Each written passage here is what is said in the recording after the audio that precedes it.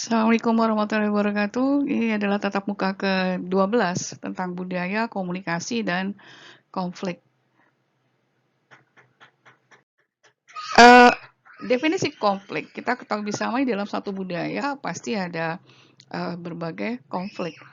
Ya, konflik yang dimaksud itu adalah apakah itu konflik yang terkait dengan etnis, perbedaan pendapat, persepsi, dan seterusnya. Konflik adalah gangguan antara dua orang atau lebih di dalam satu individu atau kelompok. Misalnya kasus waktu beberapa tahun yang lalu ya, tahun 90-an ya, kasus Ambon. Lalu konflik yang terbaru ini terjadi juga antara masyarakat adat dengan pendatang. Itu sering terjadi. Nah, di sini kita akan mempelajari apa itu konflik, lalu bagaimana cara mengatasi satu konflik yang terjadi dalam satu daerah. Konflik muncul bukan karena perbedaan nilai atau moral, tetapi hanya ada sesuatu yang berbeda. Berbeda tentang apa? Kalau di dalam komunikasi tarbudaya itu berbeda cara pandang, berbeda juga dalam simbol, memahami satu simbol. Nah, kalau kita pahami bersama, awal terjadinya konflik adalah bahwa konflik tidak akan pernah bisa kita hindari. Konflik selalu akan terjadi.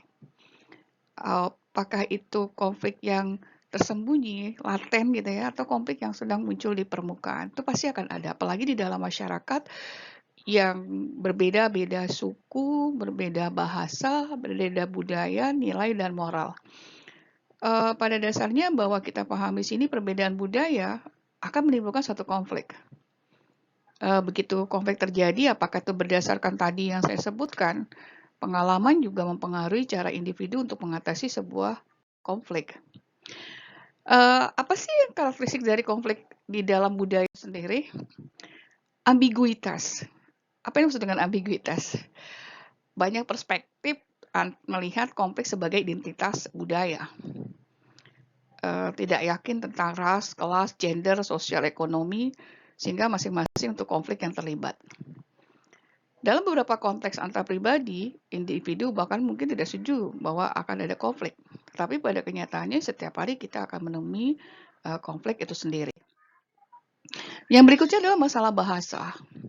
Kita mengenal komunikasi ada dua, komunikasi verbal dan nonverbal. Komunikasi verbal adalah bahasa atau kata, intonasi, itu adalah nonverbal. Sedangkan nonverbal itu adalah intonasi, lalu gerak tubuh, itu adalah nonverbal.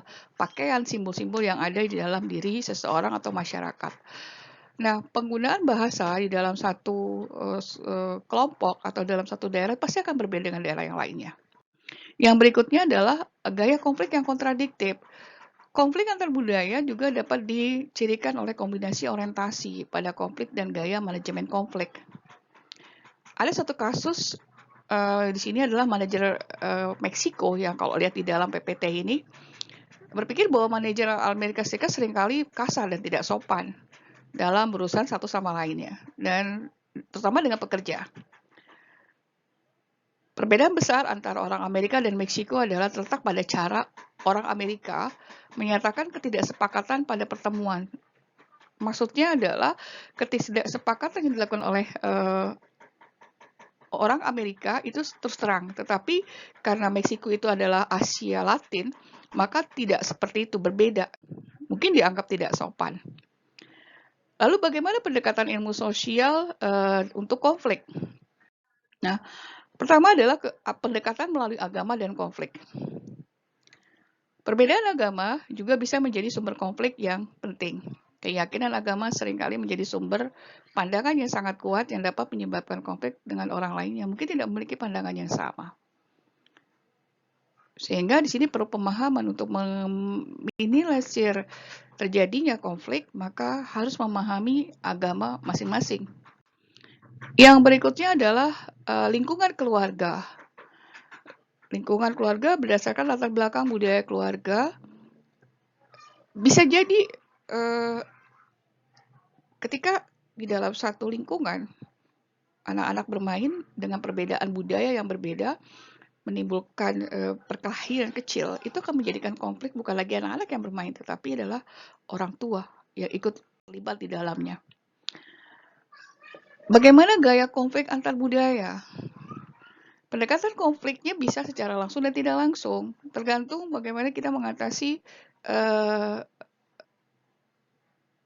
konflik itu sendiri, berdasarkan latar belakang, juga pemahaman, persepsi masing-masing. Di sini juga pengendalian emosional, gaya diskusi, tadi kan, bagaimana sih kita berkomunikasinya dengan orang tersebut, atau dengan perbedaan budaya yang terjadi dalam satu masyarakat. Konflik juga bisa terjadi karena masalah gender, etnis gitu ya. Gender ini kan perbedaan antara laki-laki dengan perempuan. Beban yang lebih antara laki-laki dengan perempuan itu bisa menyebabkan konflik. Konflik antar etnis, perbedaan persepsi dalam memahami satu budaya juga akan menimbulkan konflik itu sendiri.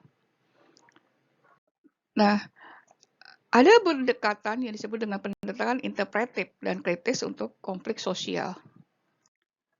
Itu adalah konsep. Pendekatan interpretif itu maupun kritis cenderung menekankan aspek sosial, budaya, dan sejarah dari konflik. Jadi ketika ada satu konflik, kita melihat struktur sosialnya dulu. Masalah di sosial, masalah interaksi di antara masyarakat di dalam satu lingkungan, lalu juga budaya yang dibentuk di dalam masyarakat itu sendiri atau budaya dari si orang yang mengalami konflik. Konflik sosial muncul dari hubungan sosial yang tidak setara atau tidak adil. Ketidakadilan banyak hal, dan itu bisa menyebabkan konflik. Gerakan sosial atau movement itu juga menyebabkan terjadi satu konflik.